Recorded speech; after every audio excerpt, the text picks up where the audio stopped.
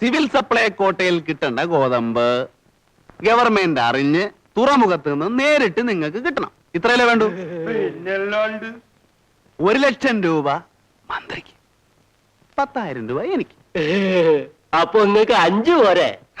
അതെന്താണ് കാവറൂട്ടി? 1 കിലോവേ നിങ്ങൾക്ക് 1 രൂപ ലാഭം കിട്ടും.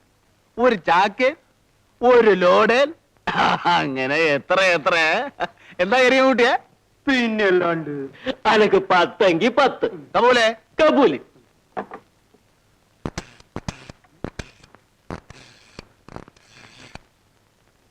ഹലോ, ബാലേന്ദ്രാണോ? ഞാൻ ദിലീപ് കുമാർ. നിങ്ങൾ അവിടെ പോയി പറഞ്ഞാ മതി. ഹലോ, ബാലു ആണോ? ഞാൻ ദിലീപ്. പോയാലൊക്കെ നടന്നോ?